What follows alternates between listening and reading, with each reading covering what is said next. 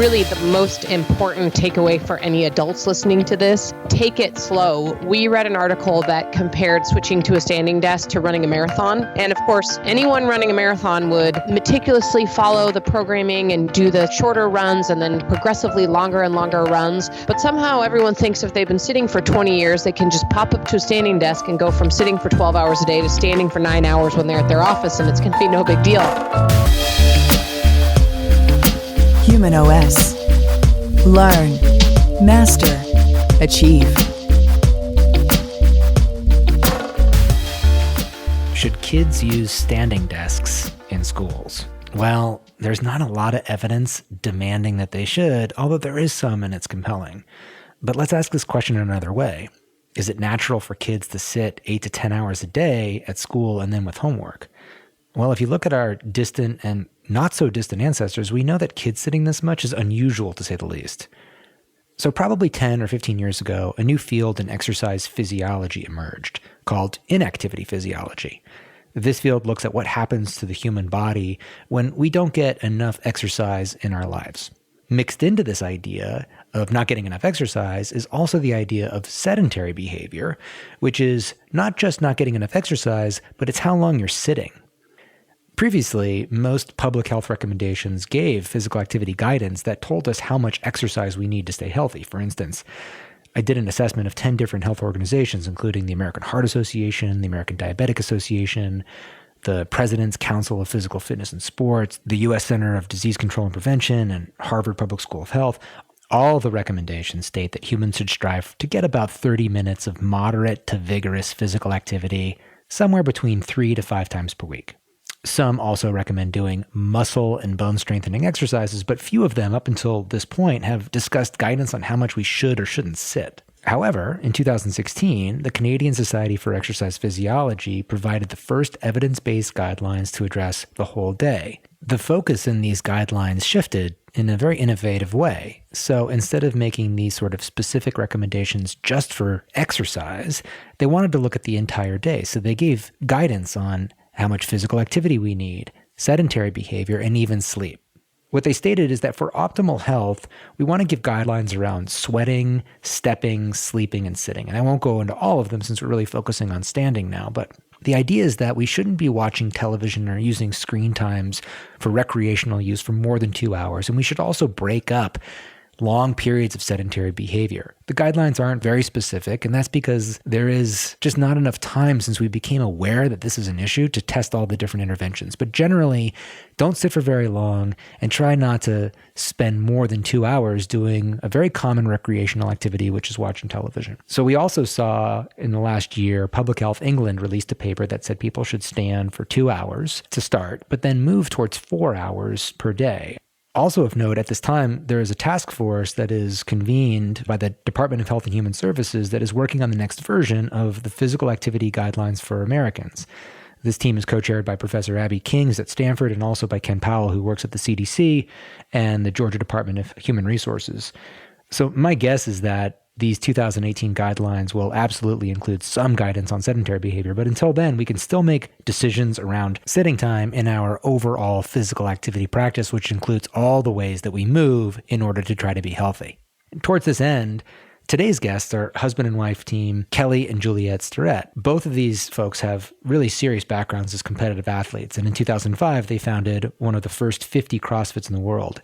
It's still one of the most well-known CrossFit gyms for producing field-setting guidance and education as much as it is for producing competitive athletes. They also founded a brand called Mobility WOD, which has really expanded over the years to help people understand how to promote healthy joint mobility and also promote healthy functional patterns in how we move. More recently, though, in watching their children's classmates move at a fun outdoor event, they identified there was a big issue around limited range of motion, even in very young kids. And from there, their wheels started to spin, and they realized that this problem might be because we are confining young children to being sedentary at a very young age. And this germinated the idea of an organization called Stand Up Kids. So without any further ado, I bring you my conversation with Juliet and Kelly Starrett. Thanks for having us, and nice to meet you. Thank you for all your work thus far on Stand Up Kids. You and Aaron were just thrown right into the mix. Yeah, well, this is something that I've been thinking about for a long time myself. So when Drew told me about it, I was really eager to participate. So kudos to you guys for putting this together, because I think it's one of the single best ways to address this massive problem that we're dealing with, whether it's poor health or poor concentration, all of it. So nice. Well, what we know is that if it's not like a cabal or a collective of us doing it, no one's going to do it. I mean, literally no one's going to do it. We're going to wait around and it's still not going to be done. So yeah. A, and B, don't give Juliet any credit. It's all me. Oh my God. So Juliet, when you first thought of this idea and when did the idea start? Let's see. I honestly have to give Kelly a little bit of credit here, just a little. But he actually did a talk at Google in 2010 called Desk Bound. Yeah. And the backstory behind that talk was that he was seeing all of these athletes and weekend warriors and universities, pro teams, you name it. People were consulting with him or appearing in our physical therapy clinic with a lot of injuries that in the end, after evaluation, Kelly concluded were a result of people sitting 10, 12 hours a day and then trying to get up out of their chair, where they were sitting at 90-degree angles all day and be explosive and powerful and athletic. And so he always likes to say that it wasn't his dream in life to lecture adults about posture and standing desks. But we sort of come to this from the human performance world. And then the specific start point of Stand Up Kids. So after Kelly did that 2010 Google talk, we really started thinking and talking and advising our clients and people that we worked with literally across the board, from corporations to professional athletes to elite military units. We would recommend that they minimize sitting and maximize standing, and we were fans of standing desks. So this was just part of our regular professional life for years and our recommendations. And then I think it was in 2013, we volunteered at our daughter's field day. And we like to do the sack race event because we think it's like the most athletic and most fun. It's either that or the rope pull we do. But that year we were doing the sack races. And we were really disturbed to see that the kids could not get in and out of the sack. So if you can imagine the process it would take to get into a sack in a sack race, you sort of lift your knee to your chest and, put the sack on one foot and then get in the other foot and start jumping. So the kids were having trouble physically getting into the sack, and then they were horrible at jumping and, like basic jumping in a sack. They were falling down. They didn't have the skills to just be able to jump across a field inside a burlap sack. Yeah. And I'm certainly not a physical therapist, but even with my untrained eye, I was able to see that these kids were super messed up. And I'll point out that we do not live in a place where we have a high rate of childhood obesity. It's pretty low. We're probably on the very low end because we're up in Marin County. So it's not as though these kids were having this difficulty because they were overweight. It was literally, our conclusion was that these kids are stuck sitting at 90-degree angles all the time and they couldn't move. Yeah. Kelly's going to ask. Yeah. There's this other component. When we wrote Ready to Run, one of the things that we kept obsessing about was in our physical therapy practice and in our performance practice, we saw something we ended up calling a pattern violation. A pattern fault is if I do a movement, then that movement should remain robust at scale, at speed, at load. I shouldn't have to reconstitute a brand new motor pattern. So, for example, I don't write slowly with my left hand and write quickly with my right hand, right? I don't dribble the ball only with my right foot when I'm going slow and the left foot when I go fast. What we see is that it doesn't matter what I throw, my throwing mechanics remain stable. It doesn't matter if it's orange, it doesn't matter if it's heavy or light. The general principles remain constant. One of the things that we see around running, for example, is that most people either fall into two categories. Well, all people fall into two categories. They either run the same way they would run barefoot and the same way that they would sprint, or they fall into a heel striking category. And if you look at young kids, kindergarten, even beginning of first grade, they all run like Usain Bolt. They all fall, they all strike. They don't heel strike. They land on the forward aspects of their foot. And that running pattern remains constant, independent of speed. So whether we're going slow or going fast, the running is the same. Doesn't matter what's on their feet. If they're barefoot, wearing any kind of shoe, they run the same. But halfway through the first grade, literally you can see the cohort split and half the kids start heel striking. And when you see it, that means that we're about, 6 or 7, you're fundamentally altering a primary motor pattern. And when we started looking around, we're like, well, what could possibly be the underlying cause of this primary change and an essential movement pattern. And it turns out the only thing that we feel like we can point to is the sitting. And that, at some point there's a sitting load that kids can no longer buffer. And so their tissues begin to adapt. And because they spend time in this anterior front of the hip shortened position, calf shortened position, they have to alter their fundamental running mechanics. And then now we start to see it once again, because the human being is so robust at managing these different adaptation errors, right? These compensations, that we won't see the downstream implications of that poor motor pattern for a long, long time. And it's normal. Everybody's doing it. That's right. And, and I think that's what, it's okay to heel strike, sure, but you can't heel strike barefoot or, and for us, we're like, okay, well then that doesn't hold true in that statement. And can I heel strike at speed? No, I can't sprint and heel strike. So maybe it doesn't hold true in that condition. And what we really want to get to the bottom of is we came after this sitting, standing, movement aspect of as a mechanical issue. Hey, what we're seeing is a decrease in function. What we saw, none of these kids were injured, but what we saw was that they had decreased functionality. And to reframe this global conversation, one, it's not about sitting versus standing. It's about moving versus not moving, being sedentary or being not sedentary. And I think that's an important distinction, that when you sit down, it falls into a category of behaviors of being sedentary. As soon as you stand up, you immediately step out of, literally and figuratively, the category of being sedentary. Well, the same thing is true that when we want to reframe the conversation about sitting is going to kill you, your head explodes, God forbid, your pelvic floor, you prolapse. What we want to say is, hey, look, we know you can buffer a lot of that, but you're going to see a compromise in function. And so your breathing pattern is going to change. Your ability to stabilize your spine is going to change. Your ability to extend your hip is going to change. And you can get by with a little tiny movement window because you go to Soul Cycle and you sit and you don't ever put your arms over your head.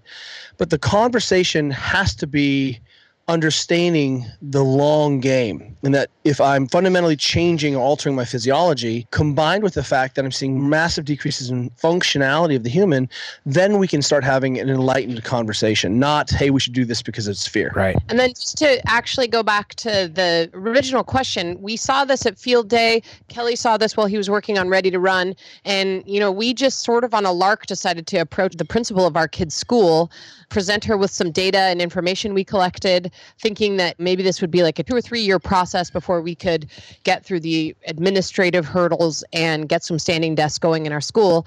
And turns out she was pretty much on board immediately. They actually had a classroom that was without furniture and a new teacher who was excited and game for the idea. So we started with one classroom of 25 desks, fourth graders. It was so successful and people were so excited about it that by the January of that same school year, so this is now 2014, we added another 3 classrooms worth. We did 2 more fourth grades and a first grade. And then by the following year, so the 2015, August 2015, we got 450 desks for the school as part of this massive crowdfunding campaign we did with the help of Tim Ferriss and a bunch of other major people who helped us make this happen. We raised $110,000 in like 6 weeks. Wow. And got the 450 desks for this school as our pilot school. And what we wanted to do was show that there was one school where every kid from kindergarten all the way through 5th grade could successfully work at a standing desk. Yeah. And, it was sort of our proof of concept, and it's been working. That's incredible. So let's say, a little recap, you noticed that these young children were all of a sudden demonstrating this aberrant movement pattern at a really young age, thinking that it's probably because they're from very early age sitting all of a sudden. And because you understand the mechanics of running so well, you started to get the noodle turning. And then you thought, okay, well, how can we get some standing desks into schools? Started with a 4th grade class, expanded to the whole school. And it's been so positive that now you're thinking, how do we take this across the nation? Yes. After our pilot school was so successful, we actually realized there was something to this. And we set up a full-on nonprofit, which you are, of course, a part of. And we started working with an amazing nonprofit called Donors Choose that helps teachers get anything from pencils to 3D printers in their classrooms. We partnered with Donors Choose. And so we think through Donors Choose to date, we have about 35,000 kids standing or at least with access to a standing desk at their school. And as you know, we also were lucky enough to be invited to partner with Michelle Obama's Let's Move Active Schools program. They invited us last February to be one of their curated partners. And we are the only nonprofit out there that's focused specifically on standing desks. And one of the reasons we think it's such a powerful intervention is that it's so simple. It's literally a switch of furniture, a small amount of education to teachers and parents and kids, which can all be done by video, and then you're done. Most of the other interventions in schools around physical activity and childhood obesity are high touch. When you're talking about changing a school lunch program or bringing in before or after school physical activity programs or adding more PE, those are all really high touch programs. And a standing desk is literally a change to the physical environment, kind of one and done. Right. For me, I'm very interested in human behavior, and there's a lot of different ways to affect it, but the most widespread way to affect the behavior is just to change the environment in which people live in. And particularly if it's within a classroom, people can just start to use what's there and all the health benefits that you'd want to encourage them to be more interested in physical activity, to make time for it, cutting out other classes. It's now just a part of their learning environment, and you have health benefits from that. But the really interesting thing to me is the cognitive benefits that can come from it as well. So talk to me about what you've seen, and have you been able to measure so far any improvements in terms of how the kids are performing in school? Well, I think the way to think about this, you framed it right. This is a behavior change. And we know that changing patterns is difficult. The external manifestations of cognition is called movement and internal meta memory and meta awareness. And we know that once you've set these neural patterns, they've become myelinated and reinforced, and it's difficult. And so one of the things that we do in our strength and conditioning world is that we try to engage in what we call blocked behavior. So if I'm working with a young kid and I'm trying to keep them from landing with a bad knee position, I simply set a movement standard. And I say, hey, look, I want you to jump and land with your feet together. And by setting that standard, by blocking the behavior, I take away all the other choices, I immediately start to get a much improved mechanic. Well,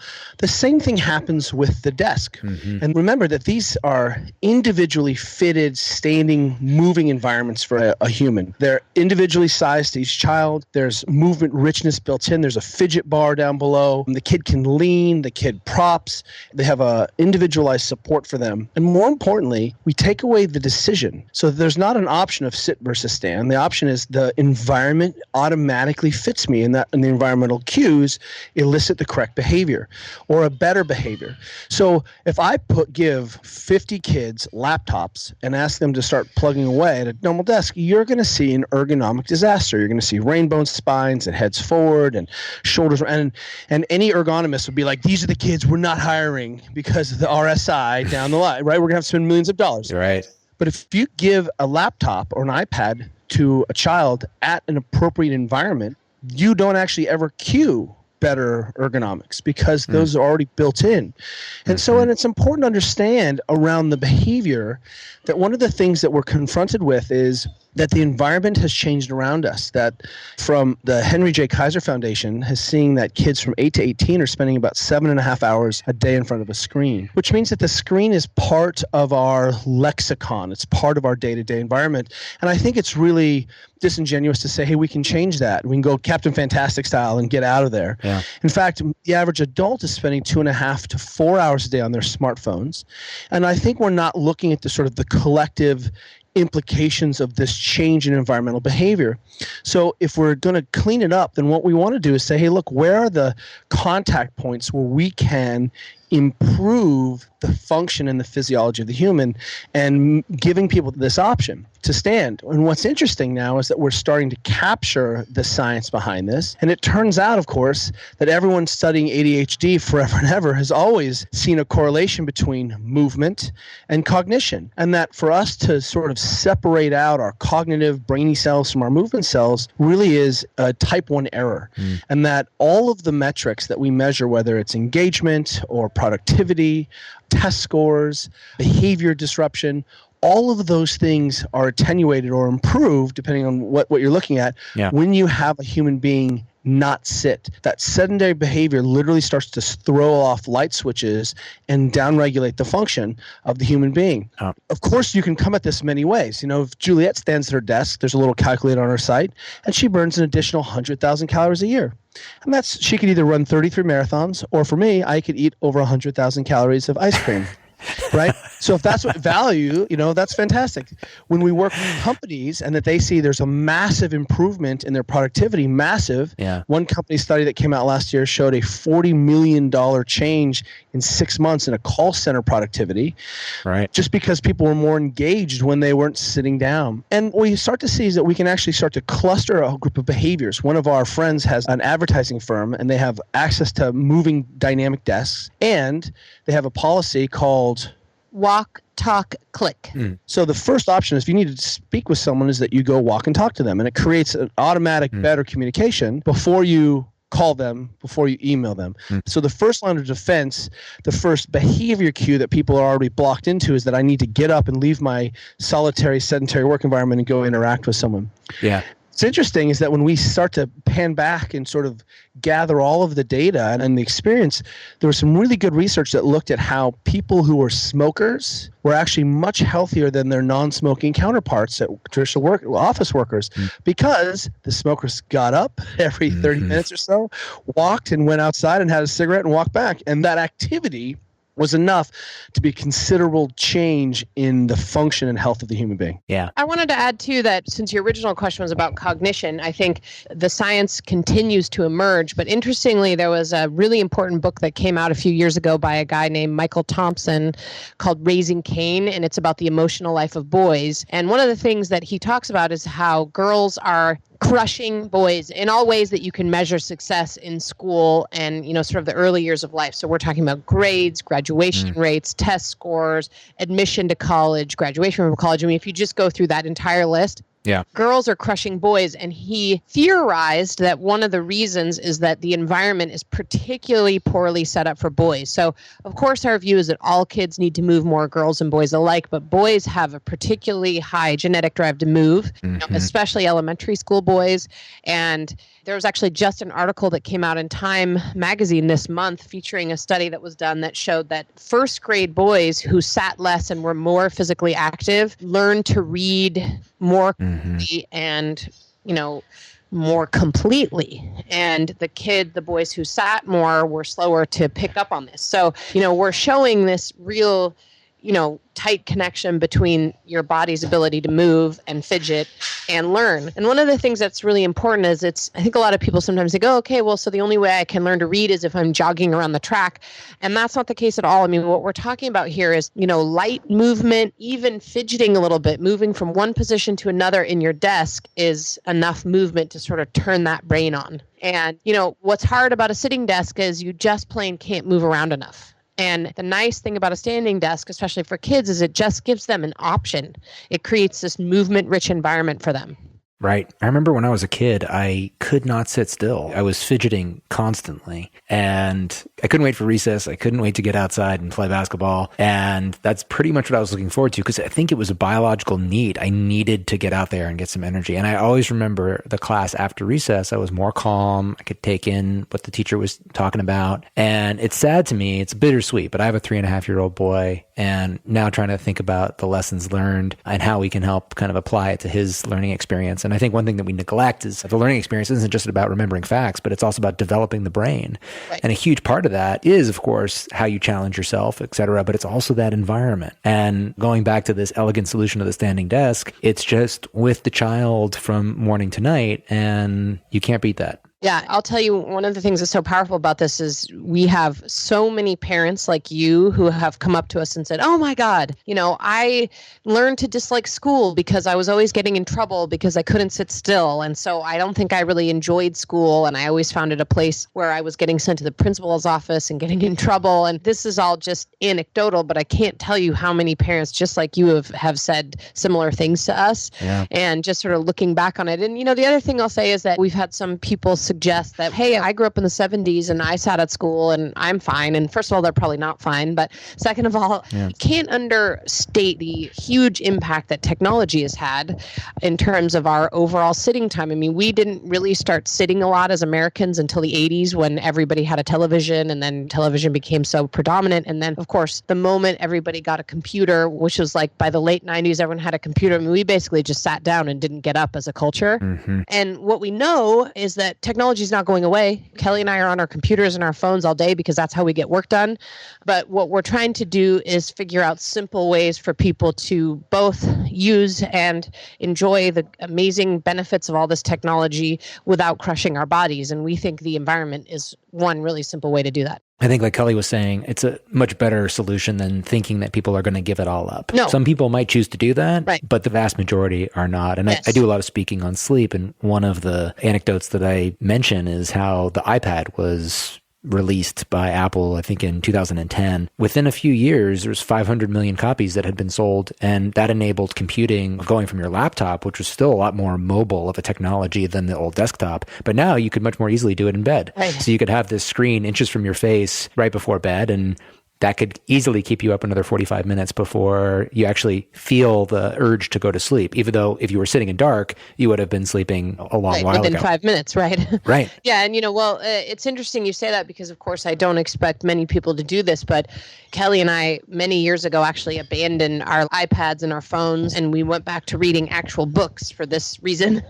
Yeah. So instead of having the iPad, we're like book hoarders at our house, but we sleep great, and we both fall asleep within 5 minutes every night. Yeah, and that's the other very interesting thing. So somebody that I've had on the show before, a colleague of mine, Matt Buman, he's a professor at Arizona State University. He looks at the relationship between sleep time and then physical activity propensity the next day. And he showed this reciprocal relationship. So the more physically active you are during the day, the better you sleep. The better you sleep, the more likely you are to be physically active the next day. So he's looked at it both directions. Right. It's a big loop. It's a big loop. Yeah, it's so interesting. I mean, this is not scientific, but we did a really simple survey of the students at our kids' school, the pilot school, just about the standing desks. And again, we are not scientists. This is really just N of one. But one of the things we asked is how many hours, and this is, again, is self-reported, but how many hours did the kids sleep on average? When did they go to sleep? When did they wake up? And then moving on, did they like the standing desks and were they tired at their standing desks? And as you would expect, the kids who got the least sleep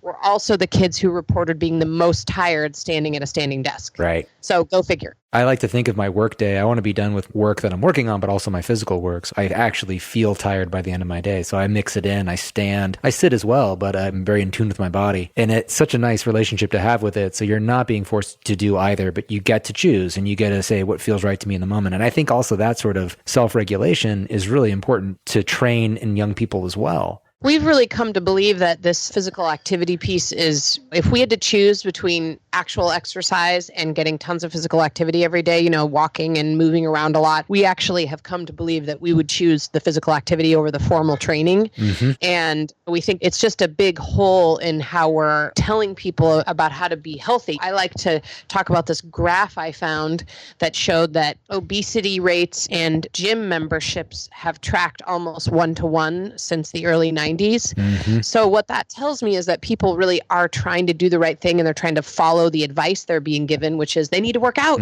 because we're all getting fat. But that's obviously not enough, because what the unsaid message there was, well, if you go get your workout on for an hour and then you sit for 12 hours, you're still going to be awesome. And that, of course, turns out not to be the case. Yeah. Well, one of the things that I think you bring up that's really important is that kids can self-regulate. And one of the things that the feedback we get from teachers and even from the kids is that the loci of control is shifted back onto the child, that if the child is tired, they sit on the ground. Mm-hmm. And what's interesting about that is that you've just suddenly created a lot of movement richness in the environment, that you've taken the hip through full range of motion, you've changed the position of the mechanics, you're exercising, for lack of a better word, in terms of AKA moving. But one of the things that we know is that in cultures that toilet on the ground, sit on the ground, there's very low lumbar disease and there's very low hip disease. And the fall risk in their nursing homes drops to almost zero because they're just using it. We don't fear getting up off the ground. People get up off the ground 20 or 30 times a day into their 80s. And if you asked your mom or your grandmother to get up and down off the ground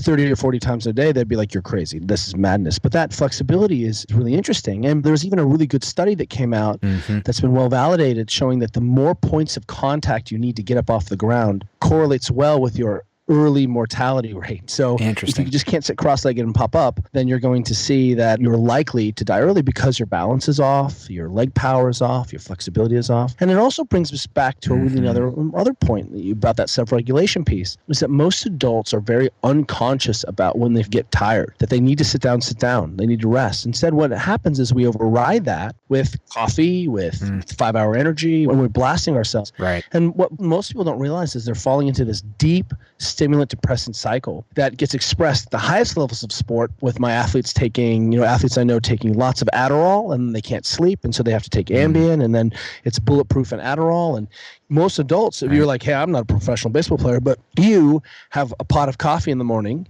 to get going, and then you sneak a little coffee at 4 p.m., and then you have to have 2 drinks to unwind at night. And that's that same cycle. And what we're trying to do is bring consciousness and awareness that if kids are tired, they sit. There's even a stool in the classroom, and if kids are sick or injured, they just lean. And what we've done is given them the option and given them permission to listen to what's going on in their bodies, which is a part of this physical education. Yeah, I have an interesting anecdote to share with you guys. It's from the sleep world, but I think you'll get a chuckle out of it. So there's a famous sleep researcher named David Dinges, and he works with almost every major organization, Department of Transportation and NASA, but they were doing an 80-hour sleep deprivation study in a guy, and the guy was doing really well. He had good mood or whatever, but he had to sit down to take his last test, this vigilance test, this reaction time test. And as soon as he sat down, he started to accuse the researchers of putting gas in the room. They were trying to gas him. And they were looking at each other, the researchers, and thinking, wait, what's going on here? Is he hallucinating? And they realized that when the kid had so much sleep pressure from not having any sleep over the last couple of days, when he sat down, he removed the last stimulus to keep his brain alert. And it highlights a really important point, that one aspect of cognition or cortical arousal is muscle activity. And when you're sitting in a chair, you're not really using any of your muscles, and you're withdrawing one of those activity stimuli that keeps the brain firing. So standing, even that little bit of muscle tone, is one of the aspects that can keep us feeling sharp across the day. I love that. And what's more important is that I have quoted that study 1,000 times, not because of the study, but because that participant in that research came to the gym and told me that story. Really? Oh my gosh, that's hilarious. He was actually in the gym, and he was like, I sat down and I felt like I was on drugs, and I was like, they gassed me. And he got really belligerent, and then he blacked out. And that's what the other part they didn't tell you. He literally passed out. Please, when we get off this, you have to send me that study, because knowing that guy and his experience, he's like, there's something to it. You can keep going as long as you can stay on your feet. Love it. Right. Oh my gosh, that's amazing. As you were talking, Kelly's face was like, I know this guy. That's insane. I'll have to look up the study, but David Dinges came and gave a grand rounds lecture at Stanford. And in that grand round, he told that story, and it stayed with me because it's pretty funny. It stayed with Kelly too, because I have heard him repeat that story 50 times over the years, because it really, blew his mind. Well, Kelly, between you, me, and David Dinges, we might be the 3 people that are telling that story occasionally. And another thing, I think you were talking about Greg Garrett's work from Texas A&M, who was looking at the call center people. And I thought that was a really interesting study. And they were only standing about another hour and a half per day with that stand and sit option. But the other thing that was so notable, in my opinion, is that 3/4 of the people reported decreased discomfort over time. And a couple minutes ago, you said the kids really like it.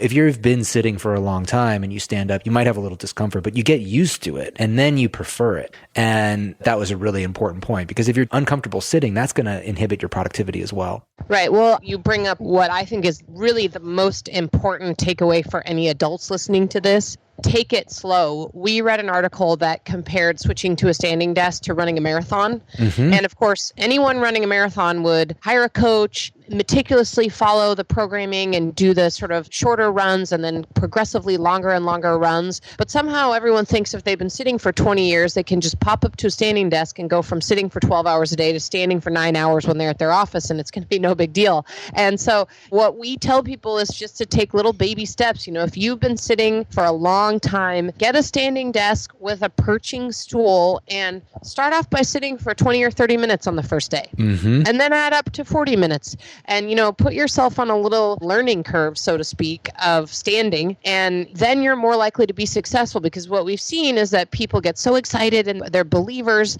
They get up out of their chair, they stand, and then their feet hurt and their back hurts. And they're like, oh, the standing thing is hard. They lower their desk and sit back down and never stand up again. Yeah. And that's really the fault. You've got to have your desk adjusted adjusted correctly, and you've got to take it slowly. And if there's no option to stand, or if you can't get a standing desk, we recommend that every 20 minutes you get up and walk around for 2 minutes. That's a really simple thing. Right. We like to tell the story about how Chevron, which you would not necessarily think would be the most progressive company, they actually have installed this software on all their employees' computers that at 55 minutes on the hour, their computers literally turn off. Right. And I think at first they reported that people went temporarily insane because they were like midway through an email or midway through a thought or whatever they were doing. And in the end, it's been both better for their health because guess what? Everybody gets up out of their desk and goes and gets a cup of water in the break room or moves around their office or gets up and takes a stretch. And I think Chevron knew it would be better for their employees' health. And I think the unanticipated benefit was, guess what? Everybody got up and moved around and they actually talked to each other. So people also reported sort of feeling happier and more content at work because they were actually interacting with one another as opposed to just in their cubicle alone, not talking to any humans. So that's why the office working smokers are healthy, which is really frightening. I'm so interested in how technology can help solve the problem that technology's created, or at least contribute to part of the solution. And I've actually been impressed with what Fitbit has recently done. I've been waiting for an inclinometer or something that can measure standing time, and they just haven't come out. They have them in research settings where you essentially affix it to the leg like a Band-Aid, and then it can tell you if you're standing or sitting. We haven't seen it in any sort of commercial application, but Fitbit did something pretty innovative where they use 250 steps as a proxy for standing. So if you can accumulate at least 250 steps during each hour, then you get credit for standing some that hour. It's a little frustrating because if I'm at my standing desk, it might make it seem like I'm being sedentary, but I'll just move around a little bit. And it tells you 15 minutes to the hour, okay, hey, you need another 87 steps. I think that was pretty smart of them. Yeah, I think you're right. And Kelly and I are always open to and try out any new technological device. Right. I use something called the Withings because it has an 8-month battery life. Right. And for me, just from a purely habit standpoint, I cannot seem to manage to keep my iPhone and a Fitbit or one of those things charged, in a 24-hour period. Yeah. So I really like the Withings because it has this 8-month battery life, but I can just see, because ultimately the goal here is to get people moving more. That is the goal, whether it's via a standing desk, whether it's getting up and walking around more, whether it's just being conscious of whatever your movement is. But, I'll actually say that this Withings has changed my habits a little bit, because if I see that I'm behind in my movement for the day, I will put my earbuds in and take a phone call while I'm walking around. Or if I need to drop something off of FedEx, it's maybe like a quarter of a mile from our house. If I'm working at home, I'll walk down to FedEx and drop it off and walk back because I see that I'm already behind on my basic movement. And again, all of this is completely separate and apart from formal training. This is moving around in a day. And how people do that, we're pretty agnostic about how people do that. We like the standing desk for the reason Kelly said, because it's a blocked behavior and just creates an automatic movement-rich environment for people. But if that doesn't work for you, if you're getting up every 20 minutes and walking around for 2 to 5 minutes, that works great. That's another way to do it. In one of my previous shows, I interviewed Professor Travis Saunders from the University of Prince Edward Island in Canada. Travis started something called the Sedentary Behavior Research Network, and one of the major objectives of that organization was to define what we really mean when we say sedentary behavior. Is it too little exercise, or is it taking too much time sitting? Because those things are really not the same thing, and yet in the literature up until this point, they had been used interchangeably, and that can cause confusion. So he went through the process to gain consensus, and now sedentary behavior includes things like sitting at a desk and TV watching, etc. And inactivity refers to too little exercise. Personally, I went through a process where when I started to stand more, at first I tried to perhaps stand too much, and my productivity would drag in the afternoon. So for me, while standing in the morning tends to be a good thing, I also realized that over the course of the day, listening to my body and doing both sitting and standing really makes the most sense. So you have to manage your energy, and it's really great to have options. Don't force it, self-regulate, and give yourself what you need. I think that's vital for people to understand as they make this change in their lifestyle. The first thing we say is, hey, look, there's a lot of sitting you can do, and you can definitely sit with more skill. And we talk a lot about that. Sit on your sit bones, engage your legs, try to look over the chair, manage your positions. But if the first thing you do is just divide your world into optional sitting, non-optional sitting, and what you're going to see is that there's just a lot of sort of junk sitting in there. There's plenty of times where I need to sit in a meeting, or it's appropriate that I'm having coffee and I can't stand, and don't worry about it. But clean up the junk sitting. And I think also you bring up a vital piece of this is that we think that standing still is called Tadasana in yoga, standing meditation, and good luck managing about 5 minutes of that. You're going to burn out.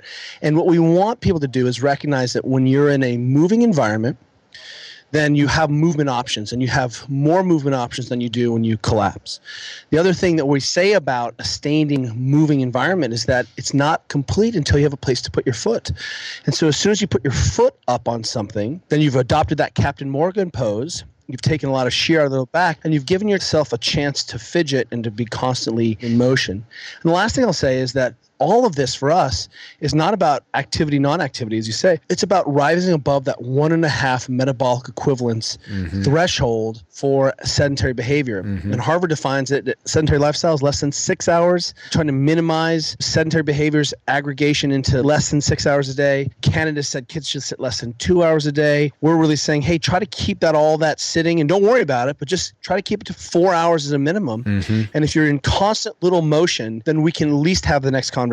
But what we're trying to do is layer on our bulletproof coffee and our sleep solutions and our downregulation, and we're laying it on top of a foundation made of sand, and that's never going to work. So what can people do if they want to support this cause of getting more standing desks in schools for kids? Where do they go? Sure. We have a great website with tons of resources at standupkids.org. It's really easy to get on and donate there. We're actually presently in the midst of a big campaign to try to raise $50,000 throughout this holiday season. So our campaign ends on January 5th. So standupkids.org, it's a great resource for parents and teachers. We have movement break curriculum for teachers. We've got some cool calculators like a daily standing calculator and some other interesting tools people can play with, as well as tons of infographics that are printable, information, and so forth. And that's also the place folks can go to make a donation.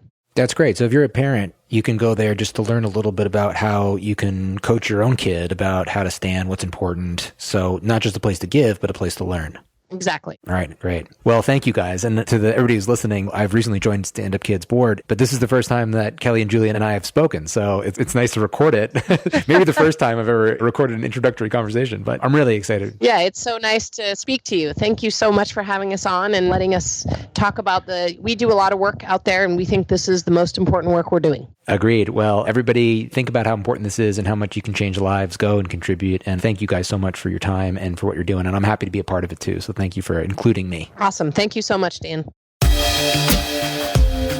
Thanks for listening, and come visit us soon at humanOS.me.